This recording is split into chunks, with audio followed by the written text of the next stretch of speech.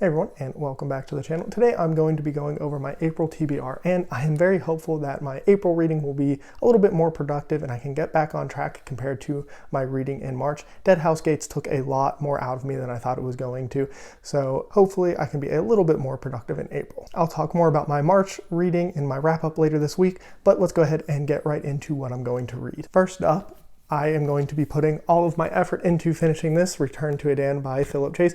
I am right now sitting about 40-ish% of the way through this book. It's been a really good time. Like I said, Dead House Gates kind of took a lot out of me and I didn't get to put as much attention to this. So this little last bit of March, I'm going to focus primarily on this, and I will definitely make this a high priority for the first little bit of April. I have also started Empire of the Damned by Jay Kristoff. That was one of my most anticipated reads of this year. And once again, Dead House Gates kind of pushed that back. I would have liked to have finished it in March, but I will hopefully also finish that very early in April. If you don't know, Empire of the Damned is the second book in this series, the first being Empire of the Vampire, and it is kind of a fantasy vampire setting story. It is not going to be a story that is for everybody, but if you are looking for some kind of like hardcore vampire and a little bit more brutal of a story, it's a series I highly recommend that you read. Now let's go ahead and move on to some stuff I haven't started reading yet, and the first one is another book that I had very high hopes for and have been very much looking forward to, and that is Sunbringer by Hannah Kanner. This is book 2.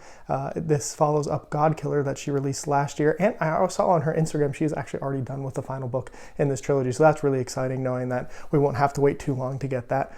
This follows a Godkiller and a group of people that she is with, and the thing that I find most interesting about this world is that there are gods for every little thing. Like I'm talking about, there are gods for natural things like water, fire, those kinds of things.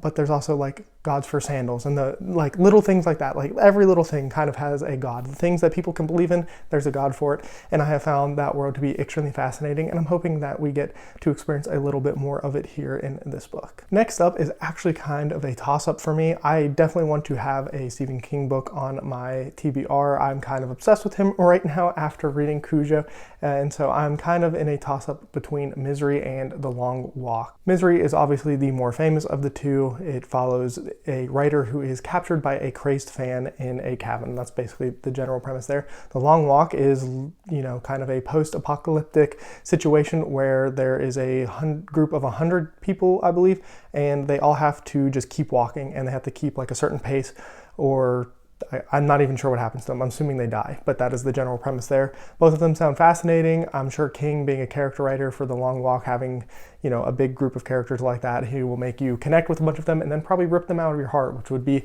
a little traumatizing. But both of those are high up on my list of King books I want to read.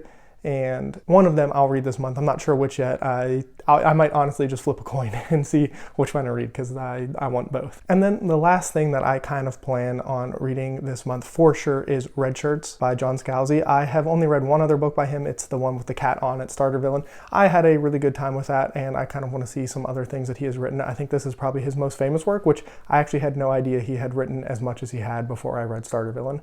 I don't actually really even know the premise of this at all. I just know it's from an author who I've enjoyed in the past, and it's kind of their work that everyone points to, so I feel like I should probably get around to reading it. And now, because I am a mood reader, I have a bunch of maybes that are kind of floating around in my head that I might want to read, and first up with that is The Crossing, which is book 2 of the Border trilogy by Cormac McCarthy. I finished All the Pretty Horses in March, and once again, I'll talk about that more in my wrap-up, but let me just tell you, obviously, if I already want to read book 2, I have some very positive thoughts on All the Pretty Horses. And that's all I want to say, because I don't want to get too much into that right now. I'm also considering Starship Troopers. Once again, this is another one of those works that I feel like I hear people talk about and reference. I think more people reference the movie, if they're even based on the same thing. I actually don't even know, but it's just kind of one of those works that I hear people talk about a lot, and I feel like I should read it. So it is on my list of maybes. Probably get to it sooner than later. We'll see if maybe I can fit it in this month, or if I'm in the mood for it, but that is something I'm also looking at. I am also considering Ring Shout, which is a book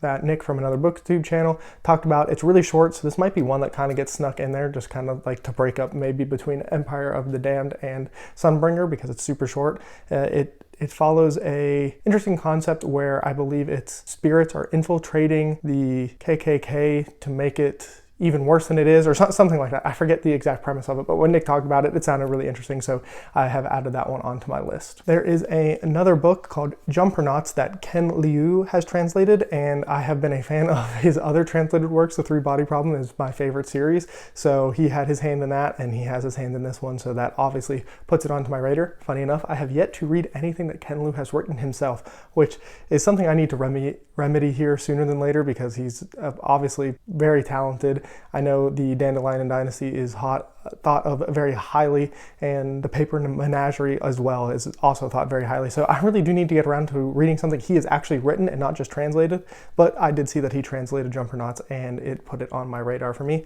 And the last one I might try to fit in here is called Greenwood, and this is actually a recommendation from a friend in real life.